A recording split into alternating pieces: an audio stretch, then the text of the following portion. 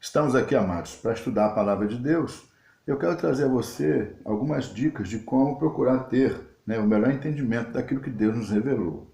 Primeira coisa, é colocar o nosso coração diante de Deus para que Ele possa iluminar o nosso entendimento. É Ele que vai poder nos capacitar e mostrar a gente, aquilo que Ele quer que nós realmente aprendamos. Vamos falar com Deus. Obrigado, Deus, por estarmos aqui diante da Tua Palavra. Rogamos que ilumine o entendimento do Teu povo, Senhor. Que todos possamos aprender de Ti e sermos instruídos naquilo que é o Teu querer para a nossa vida. Oramos em nome de Jesus. Amém. Muito bem, amados. Eu tenho aqui alguns livros que são muito importantes, Tem outros livros também. Mas, basicamente, o livro que nos fala da doutrina reformada, a doutrina que nós seguimos e defendemos. A Confissão de Fé, de Westminster, o Catecismo Maior e o Breve Catecismo. Eu quero ressaltar para você que nós temos esses livros, que são símbolos de fé. Esses livros, eles têm as afirmações de fé nos seus capítulos, e abaixo dessas afirmações de fé tem os textos que são referência para essas afirmações de fé. Ou seja, a doutrina reformada, ela tem por base a palavra de Deus. Aquilo que a gente fala, aquilo que a gente prega e ensina, ela tem por base a palavra de Deus. Porque a palavra de Deus é a autoridade que vai validar toda a doutrina que a gente aprender, seguir ou pregar. Tá bom? Temos também aqui o exemplo da Bíblia com comentário. A Bíblia com comentário é muito importante você lembrar de uma coisa. Nós temos aqui na parte de cima o nome dos livros, os capítulos e versículos. Tem a divisória e na parte de baixo tem os comentários que são feitos. E eu queria que você lembrasse que Bíblia é a parte de cima, tá? A autoridade sagrada é a parte de cima. Esses comentários vão te ajudar, mas você não pode tê-los como algo que está acima de qualquer questionamento, de qualquer pesquisa. Porque pode haver um comentário numa Bíblia de comentário que diga algo e uma outra Bíblia de comentário possa dizer o contrário. Então você precisa sempre se lembrar disso. O comentário vai te ajudar, mas a palavra de Deus mesmo é o que está em cima aqui, a Escritura Sagrada. Por isso, o conhecimento da doutrina é muito importante. Eu estou aqui, meus irmãos, com o meu caderno de anotação, tá? E a minha caneta. O texto que eu escolhi para a gente poder usar aqui nesse exemplo é 1 Coríntios, capítulo 15, do 55 até o 57. Então eu vou anotar no meu caderno. 1 Coríntios 15, 55 a 57. Muito bem, diz assim a palavra de Deus. Onde está a morte, a tua vitória? Onde está a morte, o teu aguilhão? O aguilhão da morte é o pecado, e a força do pecado é a lei. Graças a Deus que nos dá a vitória por intermédio de nosso Senhor Jesus Cristo. Muito bem. Examinando esse texto, eu encontrei uma palavra aqui, que é uma palavra que não é de uso comum, que pode trazer alguma dúvida a alguém. É a palavra aguilhão. Então vou colocar aqui no meu caderno de anotação. Aguilhão. Muito bem. Quem tem, o grego e pode pesquisar, dicionário, essas coisas da língua grega, vai conseguir a explicação. Mas a maioria das pessoas não tem, e isso não é problema. Primeiro, se qualquer dúvida, você fala com seu pastor lá e ele vai te ajudar. Estamos juntos aí. Mas nós temos também o dicionário da língua portuguesa. Coloquei aqui e já coloquei essa palavra aguilhão para a gente ver o que é. É muito bom que você tenha um dicionário. Muitas vezes a gente encontra palavras na Bíblia que não estão no nosso uso comum e que podem trazer alguma dúvida. O dicionário vai te ajudar. O dicionário diz assim: aguilhão, ponta de ferro da aguilhada. Ponta de ferro da aguilhada. Existem outras explicações aqui que são sinônimos, referentes ao que seja aguilhão, mas eu vou pegar essa primeira explicação e ver se tem a ver com o nosso texto. Ponta de ferro da aguilhada. Mas o que é aguilhada? Aqui tem a palavra aguilhada um pouquinho antes. Vara com ferrão na ponta para picar e instigar os bois na lavoura. Vara com ferrão na ponta para picar e instigar os bois na lavoura. O que acontece é o seguinte: o agricultor está conduzindo o boi, os bois, que tem sobre si o jugo ou a canga presa ao arado. Os bois vão caminhando, puxando o arado e afofando a terra. Há aqueles momentos em que os bois empacam. O agricultor, então, usa essa vara que tem um ferrão na ponta, né, uma ponta de ferro afiada, e ele começa a cutucar os bois para que eles possam seguir. E aí os bois vão caminhar e a terra vai ser afofada. Muito bem, vamos ver como é que isso está dentro do texto que nós acabamos de ler. Primeiro, o apóstolo Paulo ele pergunta: onde está, ó morte, a tua vitória? Parece, né, que o apóstolo Paulo está debochando aqui da morte. Ele está dizendo: morte, você não tem mais vitória nenhuma. Cadê? Acabou para você. E que negócio é esse de vitória da morte? É porque, na verdade, irmãos, o ser humano ele vive uma luta constante contra a morte. O ser humano não quer morrer, né? E não quer ter perdas. São pequenos tipos de morte no dia a dia. Ele quer viver, mas infelizmente chega um momento em que ele acaba tendo as suas perdas e ele acaba morrendo.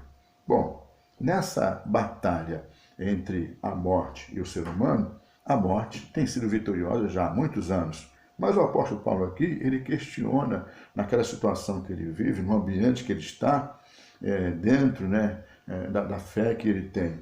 Onde está a morte, a tua vitória? Nessa batalha que você tem vencido já há tanto tempo, agora chegou a hora de você ser derrotada. E aí ele continua dizendo: onde está a morte, o teu aguilhão? Onde está a morte, a tua vitória? Onde está a morte, o teu aguilhão? Ou seja, onde está o instrumento pelo qual você força, né, o ser humano a seguir, né, até o momento em que você consiga a vitória sobre ele, até o momento em que ele perca ou ele morra realmente. Onde está essa tua vitória? Onde está esse teu aguilhão que fazia com que isso acontecesse? Porque esse aguilhão não existe mais, é o que Paulo está querendo dizer aqui. Mas que aguilhão é esse? Né? Ele fala no outro versículo: o aguilhão da morte é o pecado. É o pecado. Esse instrumento pelo qual a morte força o ser humano até que ele chegue naquela situação em que o propósito da morte se cumpra, ou seja, em que ele realmente morra, é o pecado. A palavra de Deus nos diz, né, que lá em Romanos, no capítulo 5, né, por um só homem entrou o pecado no mundo, e com o pecado a morte. E a morte passou a todos os homens, porque todos pecaram. O pecado é um instrumento da morte, que leva o ser humano a morrer, né, e a ser destruído. Né? O Senhor Jesus disse que o diabo, né, o ladrão, né, ele veio para matar, roubar e destruir. Muito bem, o apóstolo Paulo está colocando aqui essa situação, mas ele está questionando que a morte não tem mais essa vitória, a morte não tem mais esse aguilhão. Ela perdeu essa guerra, porque o instrumento que ela tinha era o pecado. E o que tem a ver, né? Como é que ele agora questiona a morte, dizendo que ela não tem mais essa força e não consegue mais esse efeito? Bom, ele continua dizendo assim que a força do pecado é a lei. A gente encontra na Escritura Sagrada o próprio Paulo dizendo que a lei é boa. E agora ele diz aqui que a força do pecado é a lei. Como assim? É que a lei, meus irmãos, ela veio para garantir ao ser humano aquilo que é direito dele. Né? Uma pessoa que anda segundo a lei, ela vai ter os benefícios da lei sobre si. Né? Mas a lei também, ela avisa que aqueles que não a cumprirem, aqueles que a transgredirem, serão punidos. E a gente sabe que, com respeito à lei de Deus, ninguém conseguiu cumprir. Deus deu a lei a Moisés, né? E a lei ficou ali, né, regendo o povo de Israel por todo aquele tempo, mas não havia quem conseguisse cumprir toda a lei. E o Senhor Jesus Cristo disse que se você errar por um tio, né, alguma coisinha que for por mínimo da lei, você quebrou toda a lei. Então não havia mesmo como alguém ser beneficiado, e só beneficiado pela lei. Geralmente, né, aliás, né, de uma maneira total, o ser humano sempre acabava caindo em alguma punição por causa de ter quebrado a lei em alguma situação. Aqui o apóstolo Paulo está dizendo para aquele povo que a força do pecado é a lei, ou seja, transgrediu, vai morrer, né? E com isso a morte era privilegiada, porque o Senhor disse lá, né, em Ezequiel, no capítulo 18, a alma que pecar, essa morrerá. O próprio Paulo diz lá em Romanos 6, 23, né, o salário do pecado é a morte. E então a morte prevalecia. Mas aí o apóstolo Paulo coloca no versículo 57 uma palavra que é o porquê dele estar afrontando a morte desse jeito, o porquê dessa sua segurança e tranquilidade. Ele fala: graças a Deus que nos dá a vitória por intermédio de nosso Senhor Jesus Cristo. Graças a Deus que nos dá a vitória. Vitória sobre a morte, né? Vitória até mesmo sobre essa coisa de não poder cumprir a lei. Graças a Deus que nos dá essa vitória por intermédio de nosso Senhor Jesus Cristo. Porque Jesus Cristo cumpriu a lei por nós, né? Ele conseguiu cumprir a lei, porque ele foi o único que teve essa capacidade de ir até o final naquilo que era propósito de Deus, né, para a vida dele e através dele para a vida de cada um de nós. O Senhor Jesus Cristo, ele pagou o preço por causa dos nossos pecados. Ele não só cumpriu a lei, mas ele também recebeu a punição por aqueles que não cumpriram, por aqueles que são pecadores. Então, quando a gente olha para a morte, a gente olha para ela como uma situação que nós vencemos, porque nós vencemos em Cristo Jesus. A gente olha para o pecado e vê no pecado algo que não tem mais poder sobre nós, porque o Senhor Jesus Cristo venceu o pecado por nós e nos deu de graça, né, esta bênção de nós termos essa segurança de poder andar, né, sem medo da morte, sem medo de perdas, sem medo do inimigo, sem medo de demônios, sem medo de nada. A Bíblia diz, né, foi João quem disse na sua carta, aquele que está em nós é maior do que aquele que está no mundo. O Senhor Jesus Cristo está em nós. Paulo diz nas suas cartas, né, que em Corinto ele fala, nós somos templos do Espírito Santo, ele habita em nós. E por isso a gente pode ter essa segurança, essa paz, de que nós somos vitoriosos sobre a morte, sobre qualquer coisa, porque o Senhor nos garantiu essa vitória. Então, meus irmãos, aqui, né, aguilhão, ponta de ferro da aguilhada. Aguilhada.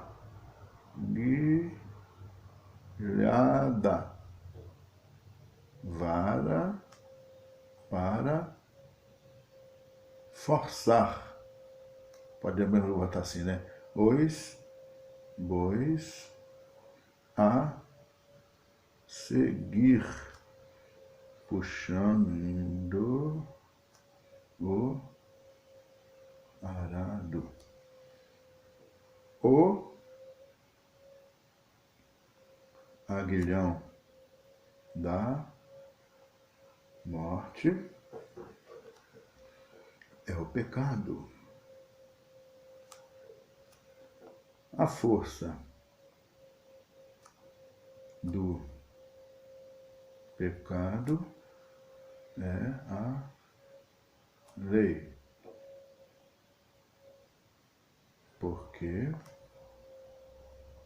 ninguém conseguiu, né, cumprir a lei.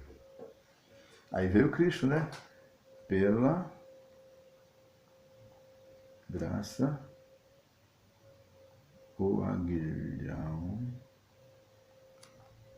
da morte foi quebrado. Jesus venceu o pecado por nós. Aleluia, glória a Deus. E aí você guarda a sua anotação, leia outras vezes, pense a respeito. Você vai ver que cada vez que você lê, você vai ter algo novo que Deus vai acrescentar ao teu coração.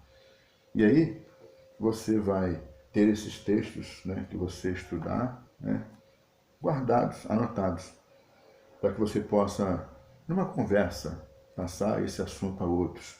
Até no estudo também, né, apresentar o que você anotou como parte do estudo, para cooperar no estudo ou dar um estudo. E você vai poder também viver isso, né, com mais segurança, né? Eu sei quem tenho crido, né? E eu, né, fui alcançado pela verdade da palavra de Deus. E eu tenho essa paz, a paz que Cristo dá e que ninguém, né, no mundo tem, nem pode dar. Eu vivo por essa paz. Então eu vou seguindo na força do Senhor, porque o Senhor vai me fortalecendo na autoridade da sua palavra. Tá? Que Deus te abençoe, que isso tenha te ajudado e que nós possamos caminhar juntos aí na obra do Senhor. Um grande abraço.